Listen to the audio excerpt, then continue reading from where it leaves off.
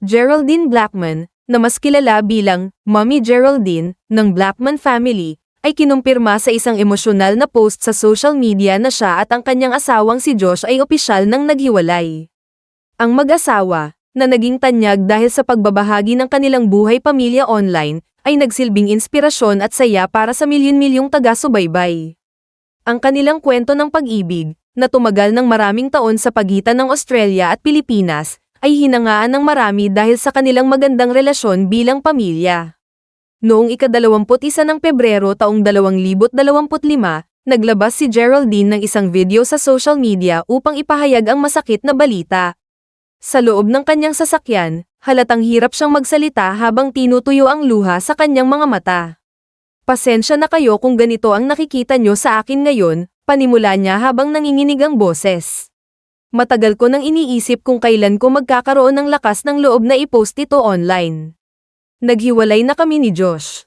Nagulat ang kanilang mga tagahanga sa anunsyo. Lalo na't sinundan nila ang kanilang paglalakbay bilang mag-asawa at magulang. Kilala sina Geraldine at Josh sa pagbabahagi ng kanilang pang-araw-araw na buhay kasama ang kanilang dalawang anak na sina Jet at Nemo. Ipinagmamalaki rin ni Geraldine ang kanyang pagiging Pilipina, kaya't madalas nilang ipakita ang kulturang Pinoy sa kanilang pamilya at mga taga-subaybay. Noong nakaraang taon lamang, madalas silang magbiyahe mula Australia papuntang Pilipinas upang bumisita sa kanilang mga kaanak at makipagkita sa kanilang Filipino fans. Sa kabila ng masakit na paghihiwalay, iginiit ni Geraldine na maayos pa rin ang kanilang relasyon bilang magkaibigan at magulang. Puno ng pasasalamat, inilarawan niya si Josh bilang isang mabuting tao at isang huwarang ama. "Magkaibigan kami. Alam kong isa siyang mabuting tao at siya ang pinakamabuting ama na maaaring magkaroon sina Jet at Nemo," aniya habang pinipilit ngumiti. "Si Josh ang nagpakilala sa akin sa pananampalatayang Kristiyano. Siya ang nagturo sa akin kung paano maging ganito, at kung wala siya." Pinigilan niyang umiyak. "Maswerte ako na si Jet at Nemo ay mayroong isang tulad niya." Tiniyak rin niya na mananatili silang co-parents para sa kanilang mga anak. "Magko-co-parentang kami. Lagi siyang nandyan para sa kanila," dagdag pa niya. Nagpasalamat din si Geraldine sa kanilang mga taga-suporta, lalo na sa mga sumubaybay sa kanila mula pa sa simula. Ramdam ang kanyang pasasalamat ngunit kasabay nito ang kanyang lungkot. "Sa lahat ng sumuporta sa Blackman family, maraming salamat po," aniya. "Pasensya na po," nagpatuloy siya, direkta sa kanilang mga tapat na tagahanga na naging bahagi na rin ng kanilang buhay. "Maraming nagmamahal sa amin, sa Blackman family. Maraming salamat sa lahat ng suporta na ibinigay ninyo sa amin sa loob ng 3 taon.